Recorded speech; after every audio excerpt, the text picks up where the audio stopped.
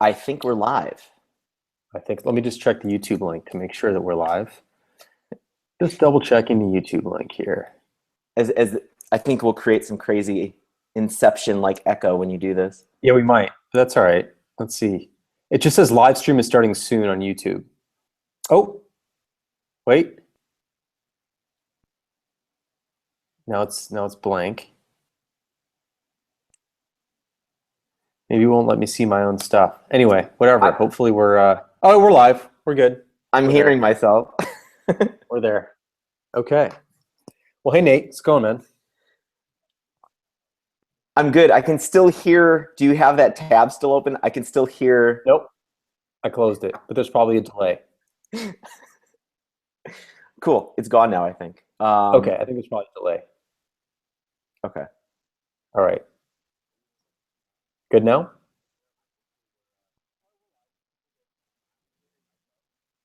I can still hear myself. There's still a delay. Oh, is this? All right. Hang on 1 second. Maybe I have created.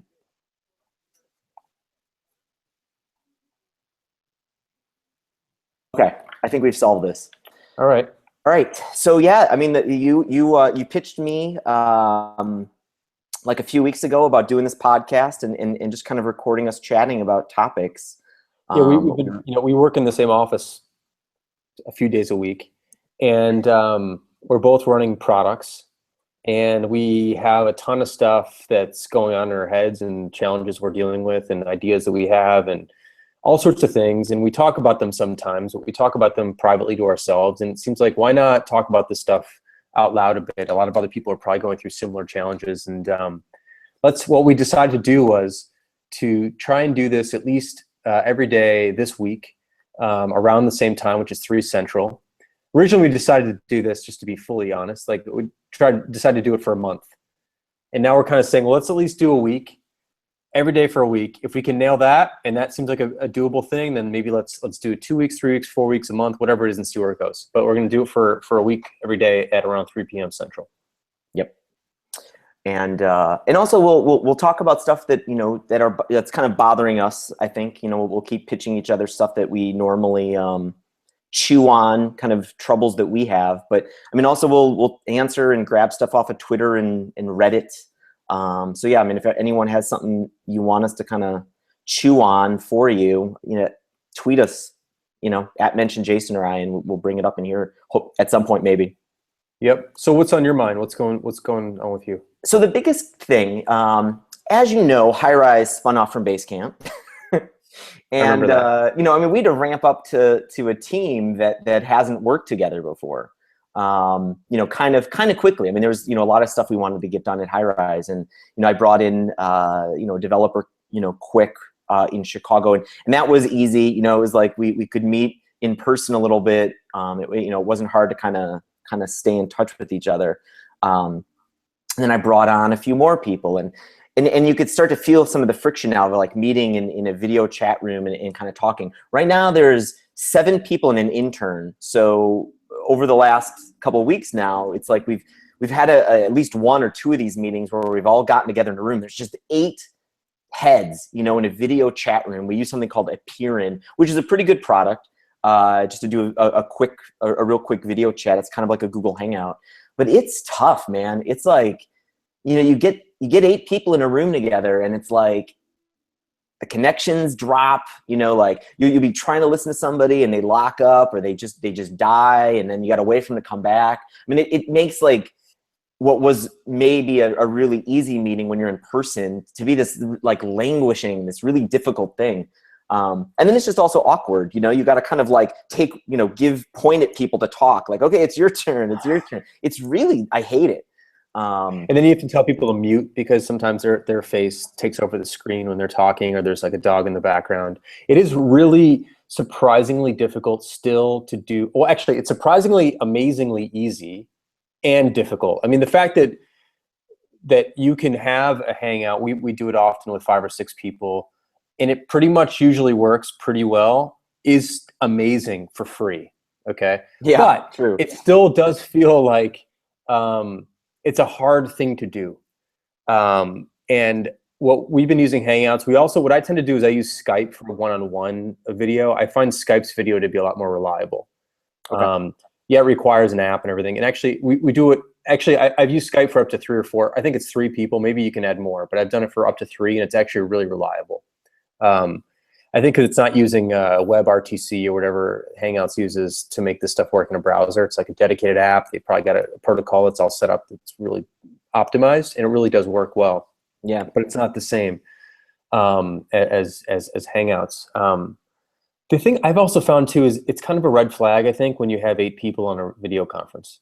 The fact that the software doesn't really work that well is kind of a good reminder that maybe you don't need 8 people on a video call. But what we tend to do is we'll do some small video calls, and then we'll have somebody write it up for the group, basically. And then it just seems like a better way to actually have more detailed discussions about the things you're talking about than trying to get 8 heads on a screen together and have thorough discussion in an hour or something.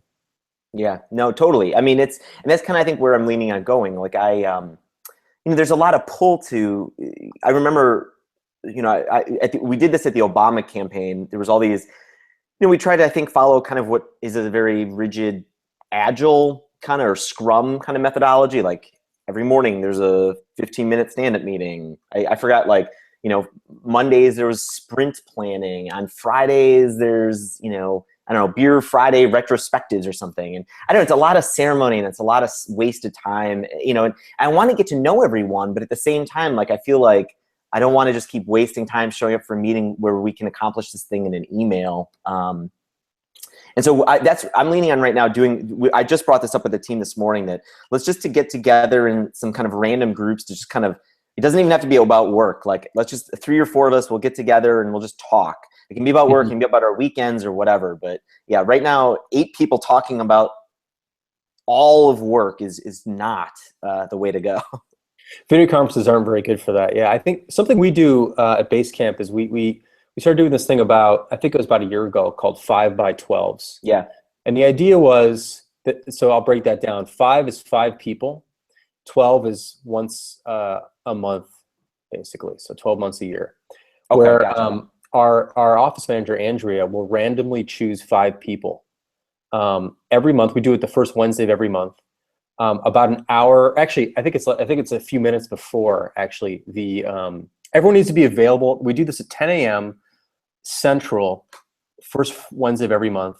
Everyone in the company needs to be available at that time because they might be chosen to jump in on this conference call. And so what happens is, a few minutes before, she sends out a URL to a few different to 5 people. And then David and myself are also on the call. So there's 7 total, actually. And we each get a link, and we jump in. We don't know who's going to be there, so there's no preparation. And faces line up at the bottom. We use Hangouts for this. And for an hour, we just talk about pretty much everything other than work. So, like, what's going on? Like, we just kind of go down what's going on, what's new in your life, what's new with your family, what's new with your house. Hey, I just saw you get some moving boxes back there. What's going on? And you find out all these interesting things about people when you just set up these spontaneous conversations. Now, obviously, spontaneity is something you get a lot of when you are in a space together. Maybe there's a lunch table and you sit down and you chat, or you run into people in the halls. We don't have that because we're mostly remote, just like you guys are at High-Rise. So this is sort of forced spontaneity on a regular basis, which is kind of an interesting dichotomy there. But it works really well. Now what happens is Andrea transcribes the whole call. And oh, okay. I'm getting a note. I'm getting whomever is controlling the feed needs to click on my face so I show up. Here's the AV guy. Sean, AV guy. Tell Nate to click. Nate, click my face. So is he? Whoever's streaming. We're both streaming. Well, I think I am. I've clicked. So Jason's little box is highlighted. Do I have to like present to everyone? Technology, I love this. This is good. This is good. So I just clicked on your face again. Click on mine. See what happens. So I've clicked on my face here. I'm clicking on your face again. Yeah. So you should just be able to click off this one. So none of them are selected. Yeah. Now it'll switch whoever. Test. Am I live now? Sean, go check. All right. So anyway, that was me talking in the background. So we do these things, and Andrea writes them up, and then she shares them with the rest of the company. And that way, the 5 people who are involved in the call can have this sort of really good personal back and forth between people who are all over the world and all over the country.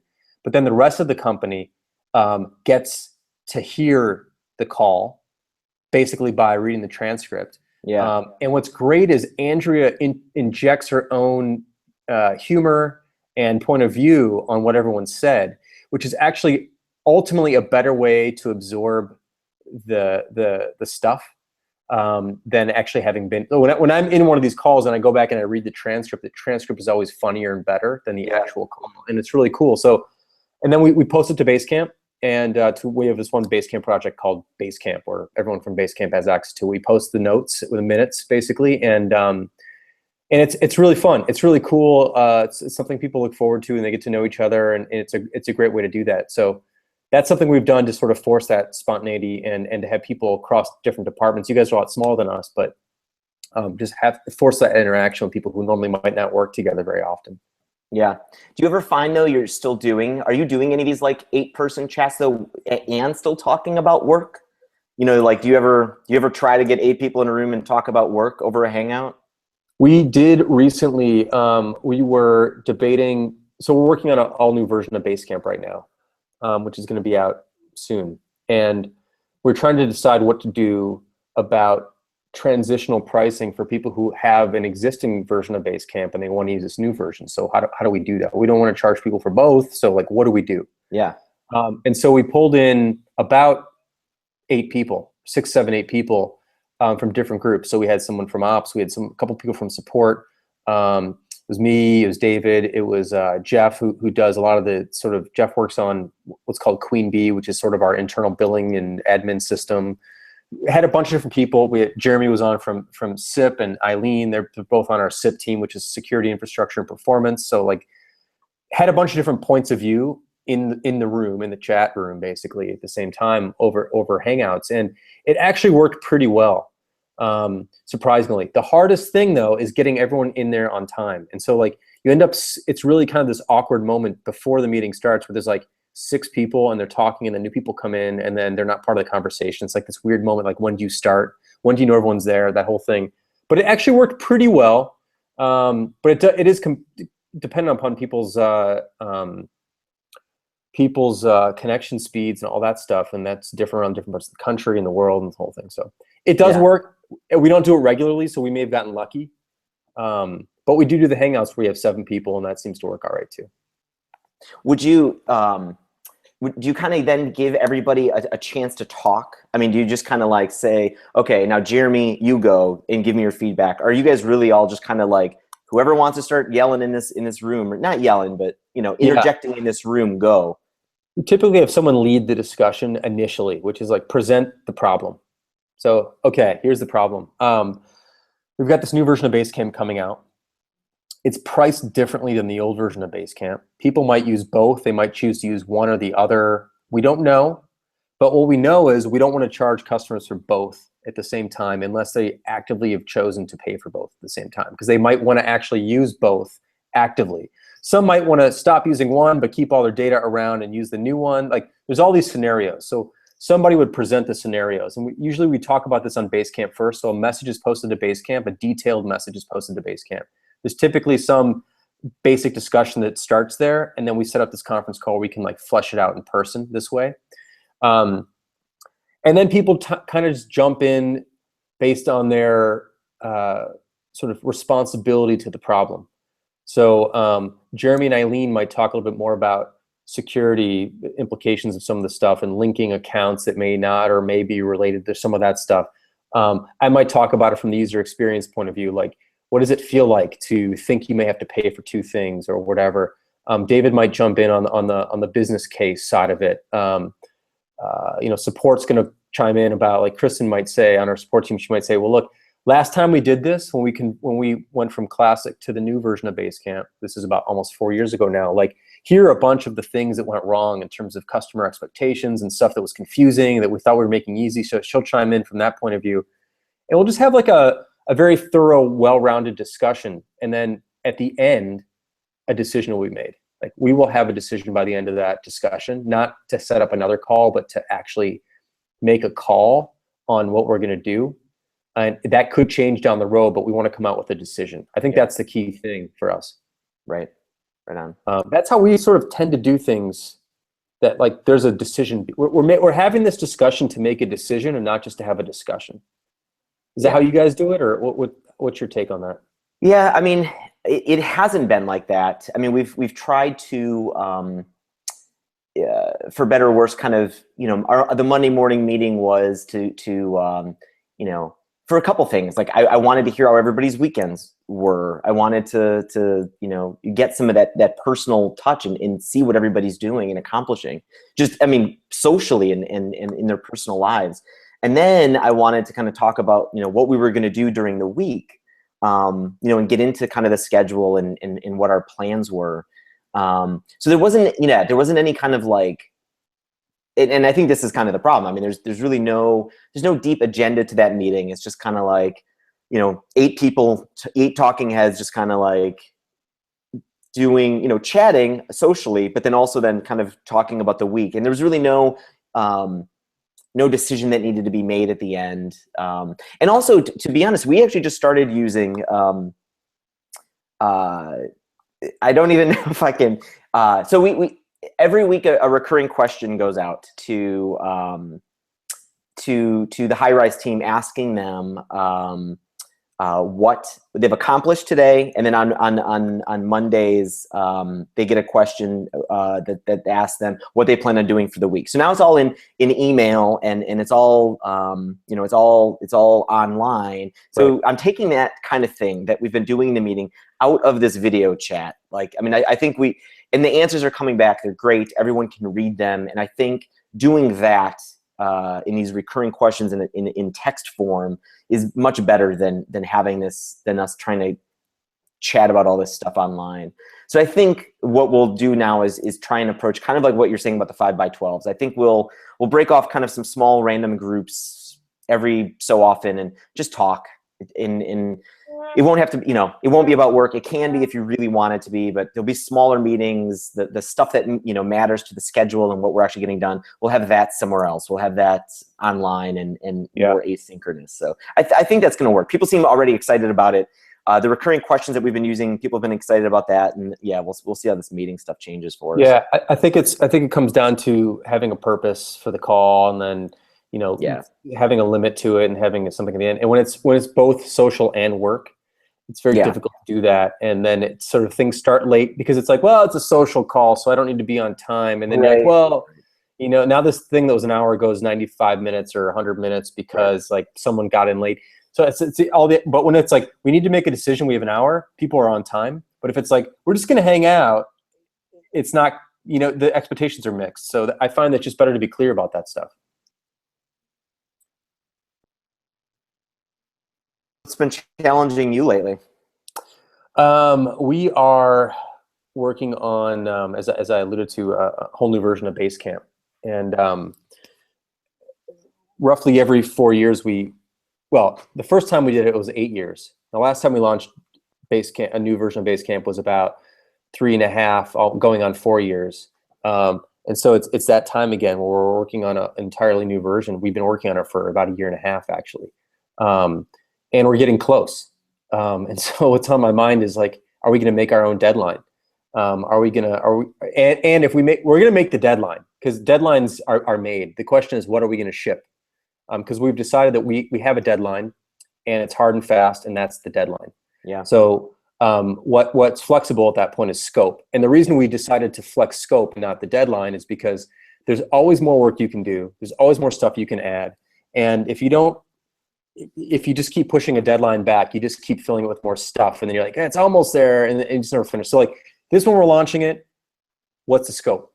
And so we're kind of figuring that stuff out, like what's actually going to make the cut. And the good news, of course, is that dates come and go. Like the deadline will pass, and then we're still working. So we can, if we can't get stuff in on launch day, we'll get it in a week later, 2 weeks later, a month later. We've got a long pipeline, right? So there's that which always allays the fears a bit, but there's still like that.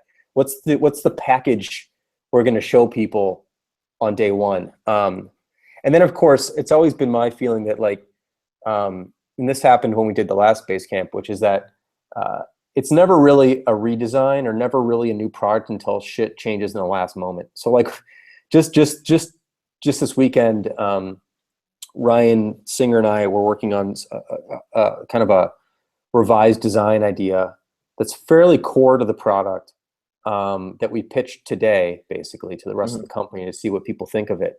And we don't have a lot of time left, and yet we're like pitching kind of a redesign, which is just sort of how it goes. You don't know when the ideas come.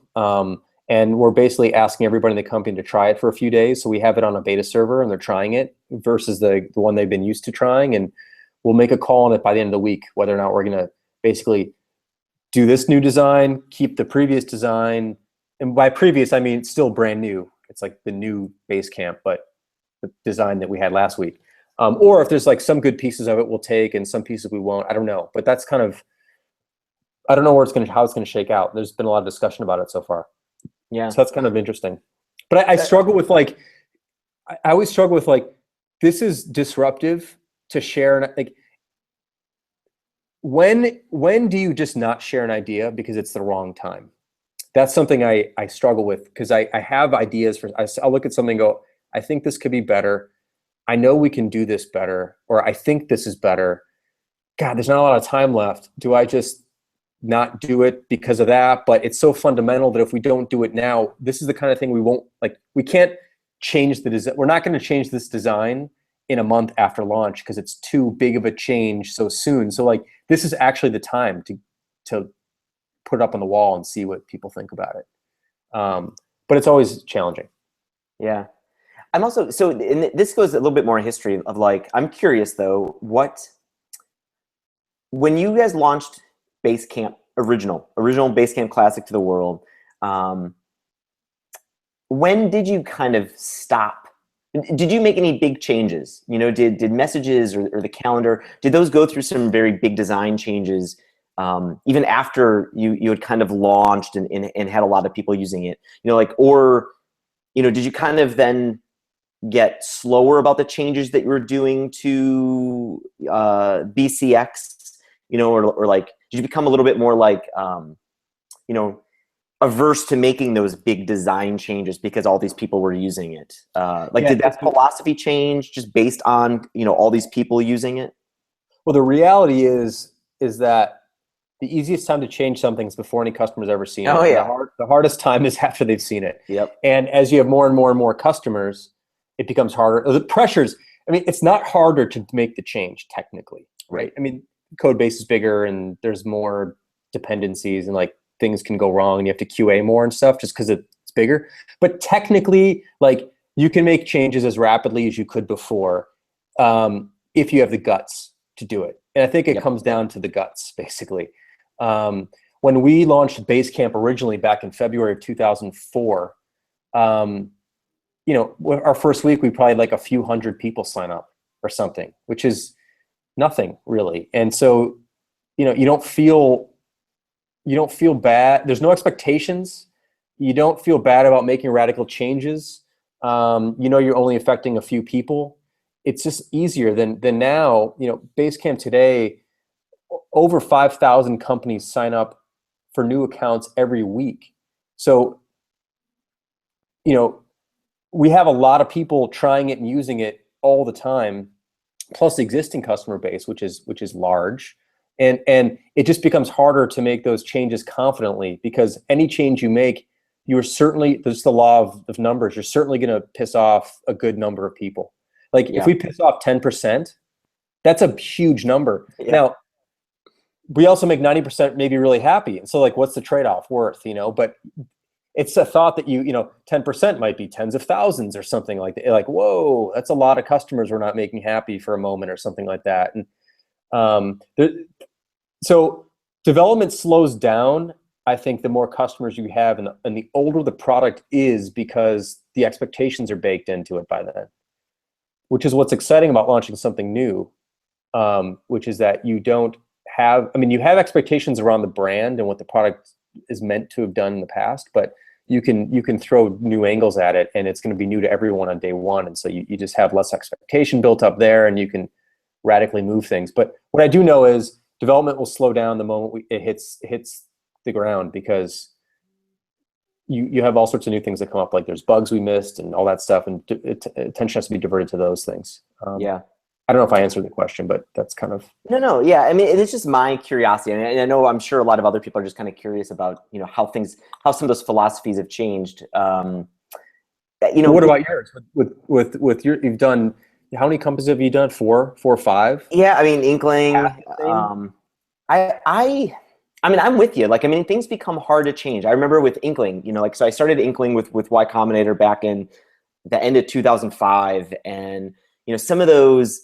We originally wanted it to be, you know, a software as a service for lots of companies, but the people, you know, it was prediction markets, it was wisdom of crowds, and the people who really gravitated towards it were more like, you know, big companies, big organizations like Cisco, or Bank of America, or the federal government, you know. So we didn't have a lot of customers, but we have these really big customers that gave us, you know, like chunks of money and chunks of revenue, and they would get upset when, like, you know, and so it felt like we only had a few customers because, like, you know, we don't have kind of the breadth of people using it, but like, yeah, like you'd make a change and you'd hear about it from like that one customer, and they had all that impact.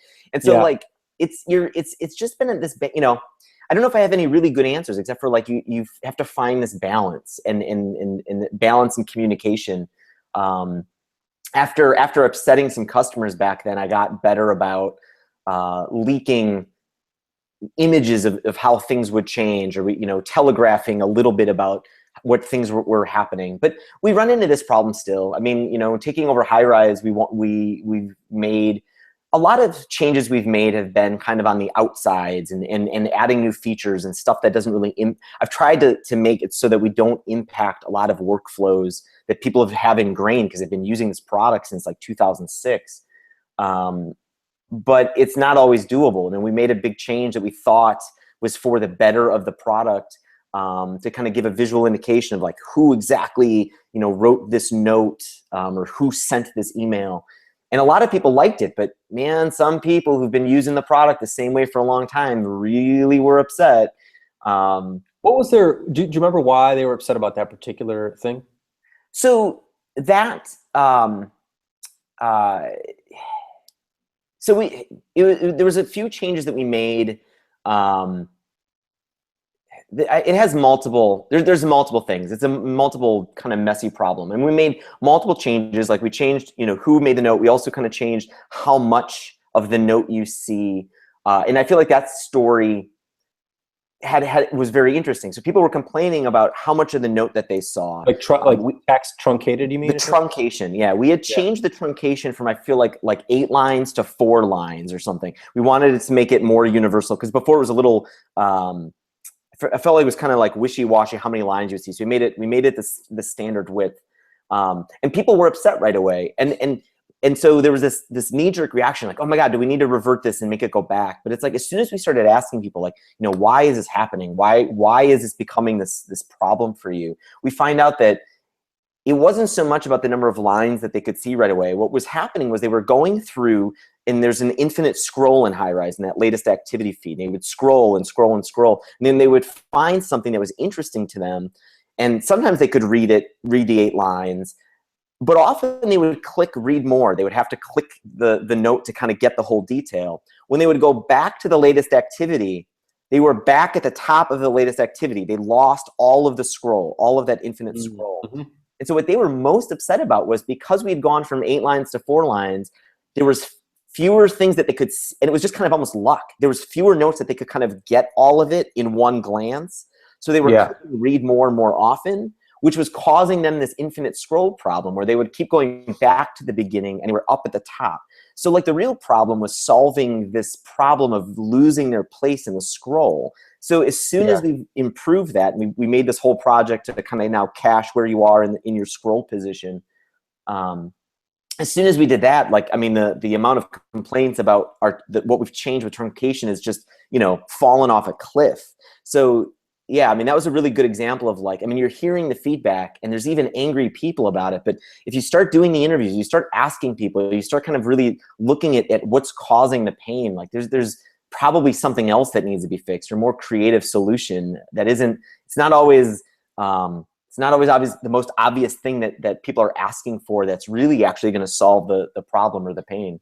Yeah, there's always that's what's so fascinating to me about product design, is that there's always unintended consequences. Nothing lives in a vacuum. Any change you make just affects other things, and you may not even recognize what it's actually affecting. So they weren't actually mad about 4 versus 8 necessarily. They're mad about the unintended consequences of the scroll situation, because they had to view more, they had to click read more and more often, which messed something. It's like, and then if you don't really understand the problem you created, here's the other thing that I think that's important about product design, is realizing that better is subjective, obviously. Consistency is more important to a lot of people than better. Predictability is more important than better. Things change on them; they're not really that thrilled about it. But that's fine. We're all like that too, I'm sure, certainly. But that new can create problems. It's like it can create, you think you're solving something, but you're actually causing 2 problems. And then you got to figure out what's worth is there a trade? Everything's a trade-off. So what's worth it? Is it worth it to make this other thing that much better if it's creating 2 other problems? Can I eliminate those, or can I not? Or do they just come with the territory? And it's like all these constant trade-offs and juggling and battling about, like, what's actually valuable. And this is something that internally we battle with all the time. And there's a battle going on right now about this new design thing that I was talking about a few minutes ago, which is like we're replacing one design element with another. And the question is, where's to what kind of people is this segment valuable versus another segment of people? Because depending on your job and what you're doing, there's different kinds of value attached to these different things. I'm being very vague here because it's kind of hard to explain it, but yeah, like, what are the values? What do people value? And it's not cut and dry, like this is better. It's not better or worse. It's that people put different values on different things. And so it's always a balancing act. It's always a series of trade-offs. And there's really often, the only way to find out is to really kind of understand where the real value is in the product, and like what you're revealing or hiding or adding or making more difficult. And it's like, it's this constant chess game. And that's what's kind of cool about it, because there's no facts here. You can't just like consult a book and get the fact. Like, in 1885, this happened. Like, that's a fact. But like, product design is not a fact. It's not a series of facts at all. Yep. So that's what's kind of cool about it. I just enjoy that process of trying to find that balance. Yeah, totally. Recognize that it is a balance, and that some things are going to throw things off that you didn't realize, and that's just how it goes. Yeah. And I think that, I mean, the biggest thing that's helped with some of that balance, and like even what helped uncover the what was really going on with the scroll is, I mean, it's just simply using the product ourselves. I mean, we are pumping in every single support email in the Highrise, and it's like, as soon as I started doing that, it's like, you know what, I really understand the scroll problem. Now I'm getting these really big emails in Highrise, and it wouldn't have helped had I had 8 lines of the truncation, because I still have to click read more to see the entire problem going on. Yeah. And now I feel it, like, yeah, like I get it. Like, I can't can't click read more and go back to the beginning. I've like lost my place in what I was trying to figure out. Like, here are all of our support issues. It's funny. It's always the little things. Like, I was talking to this chair designer. This was about a year ago. We were talking about chairs, whatever. And he was like, I was obsessed when I was designing this chair. I was obsessed with the angle of the back, because like I wanted to make sure that the back was comfortable when people lean back and like all this stuff, right? It turns out a lot of people don't lean back on chair. It turns out like he spent all this time on the back of the chair, but it was really what made the chair comfortable was the padding, was like the upholstery. And he didn't think enough about that. He thought about the back. And it turned out that like the upholstery was kind of prickly that he chose. And like if you're wearing thin pants, it was like prickling you. It was like uncomfortable, like flat out like tickling you in like bad ways, right? Yeah. So his sense of what mattered was not at all what mattered to people who were using the chair. He was looking at it as a design point of view, and also thinking that people's backs, and he looked into the curvature of like all the stuff that just didn't matter, because the place where your ass hits the chair was prickly. Like that's what mattered. And it's just funny, you just don't really necessarily know. So in your case, it was like scroll position, like losing scroll position. Your feature had nothing to do with scroll position, really, but it actually impacted that. And that was the real problem. That was like the prickly part. And you see all sorts of examples of that when you really dig into product design. Like the little things that really bug people, the little small things are not the big things that you've been worrying about, but they're the little stupid, silly things that actually aren't stupid or silly, but they seem like it. In the context of working through the problems, like that's a tiny thing, but it actually it nags someone enough that it bothers them in a big way. Totally. And but you only get to that stuff when you watch people and listen to people and see people do stuff, because you don't get it when you just look at the problem that you thought you caused. There's just all these other problems that splinter off from it, and you got to pay attention to those too. Yeah. And I brought this up. I mean, this is an anecdote I've used before on signal versus noise, and we brought it up. And so everyone, this is actually the second pilot episode of our chat. Jason and I did another one a couple weeks ago, but the sound quality was so bad, I don't think we're ever putting that out there.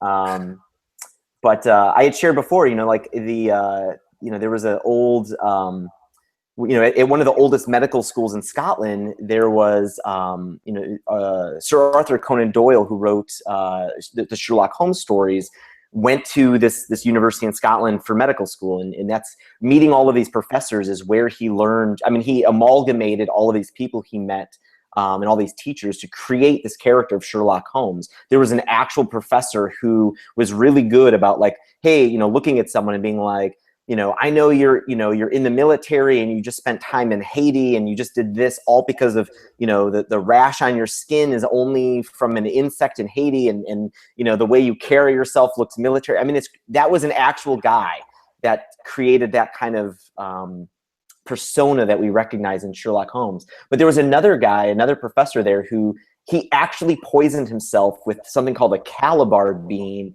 and he knew it was going to poison himself, and he knew he was going to start dying, but he took this bean anyway. They started dying, and he ended up like making himself throw up just before he like died. But while he was doing it, like all these symptoms started happening. He was going blind. He felt paralysis. Basically all the terrible things that would happen if you ingested this bean. And he did it because the guy was obsessed about like learning what people go through. As a physician, I can't just heal people by asking them questions or trying to just kind of be this just observant party. Like I do a better job when I like know what you're going through. And we can interview, but our best job, the best job I do, the best job I feel like all of us are doing is product designers, is like when we can like walk in those same shoes as the people we're designing for. And it's not perfect. Obviously like you're making Basecamp for teams that are not always your size, but I don't know, you guys have like kicked so much ass because you guys are like the best. You guys are also like such incredible users of your own product. Yeah, the thing is though that like you end up making excuses for yourself pretty easily. So there might be a bunch of stuff that bugs you about your own product, but you just kind of put up with it because you made it. And like all the time, I'm like, I know I'll do something and I'll catch myself. I go, that was really inefficient. That was like a real pain in the ass. And if I was using someone else's product and they made me do that, I would not like that. But I'm like, it's okay. I know how to work my way around it. And you become a bit numb or almost too forgiving. You treat yourself too well, basically. Yeah. And that's what's really hard about. I mean, it's good to sort of to dog food your own products. Absolutely, you have to do that. But sometimes you have to have the discipline to spot the points where you're making an excuse for yourself because it's convenient and you made it, versus how you would feel about someone else's product if they did the same thing. Yeah. And then you got to bring those things up. And you don't always catch them all, but it's just a skill to develop. Like, whoa, wait a second. I know how to do that, but that was not clear, easy, or obvious to someone else. Let's slow down. How can we make that better? Yep. Now, of course, there's hundreds of little minefields and quicksand things in your product that you still miss. But when you do run across those things, it's important to stop and go, wait, why can't I tell this? Why can't I tell that? Why is this so difficult to find out? Like whatever it might be, and deal with that.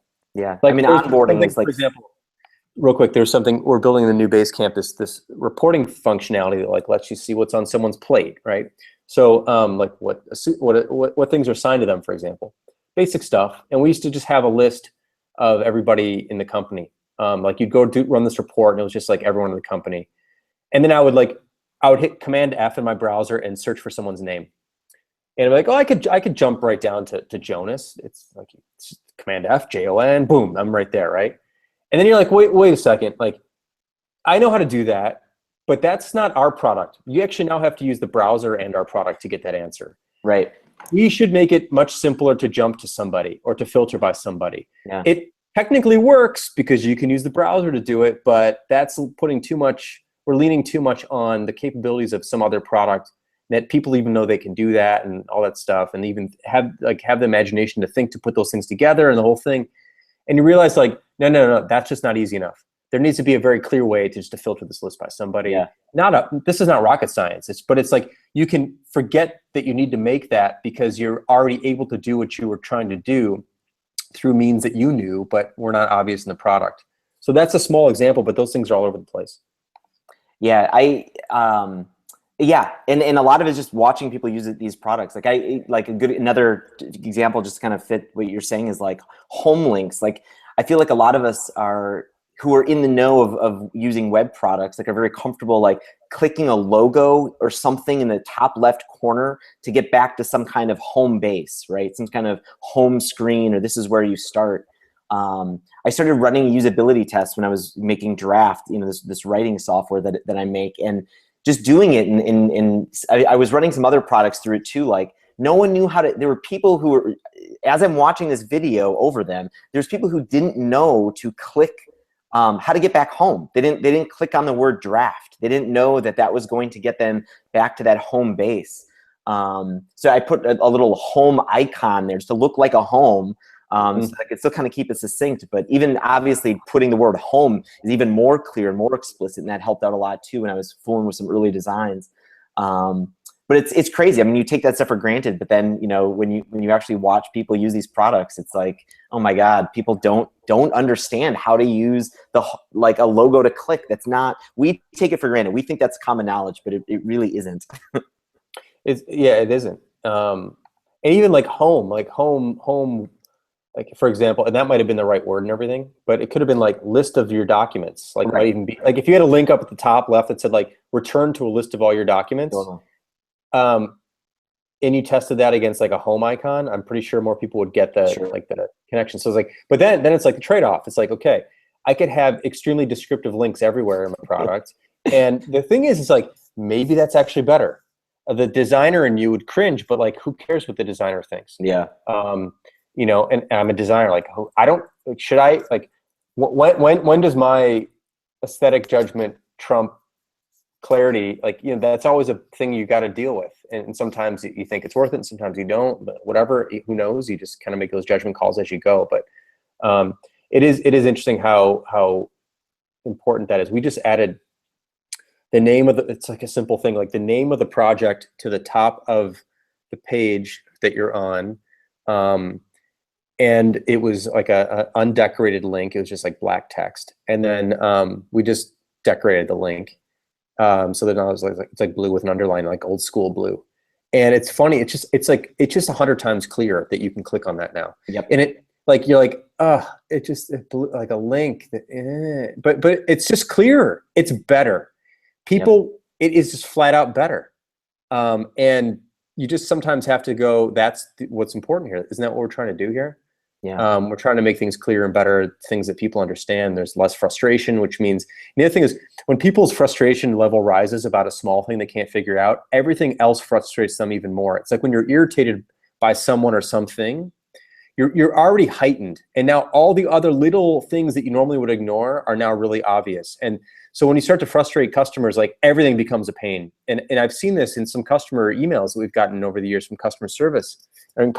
Like they'll write us about a small thing and they'll explode over it. And you just know that it's actually not that thing. It's a culmination of a variety of things, but that was the one thing that broke their back. And then you realize, man, what did we put them through to get them to this point? Now, it might have been something else in their day. They're having a crappy day. Like, I don't know what it was, but have we contributed to that? And if we have, that's crappy. We should make sure that we're not contributing to that. Yeah. So, yeah. By the way, one of the general questions we have about this whole thing we're doing here is like, how long should we go?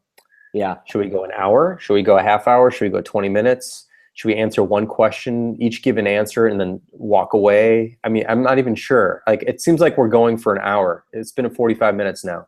Yeah. I'm sort of curious if people on Twitter wanted to like give us a sense of, is this running too long, or are we putting too much detail into some of these answers, or would you rather have more rapid fire stuff? If anyone wants to jump in, let us know. My gut is that this would probably be a good time to stop. I don't know what you're feeling. Me too. I mean, we plan on doing this, like you said, like every day for a week and see what happens there. So yeah, I'm up for shorter and to take some of the feedback and stuff we're getting on Twitter so we can kind of incorporate it a little bit faster, just iterate a little bit faster on kind of what we're doing in this discussion. Yep. Okay. So yeah, sounds good to me. Let's sign off now. Yeah. And plan on doing this again tomorrow. Tomorrow, 3 p.m. Central, we'll be back. We'll tweet out the link prior, maybe 10 minutes or 5 minutes or so prior, and hope this was useful. We just want to, we're having these discussions. This is actually really quick. This is how our blog started. SVN, we launched, I think, in 99 or 2000 or something. Me and Ernest and Matt were sitting around our office in Chicago, just trading links back and forth and on IM and talking out loud about industry stuff and whatever.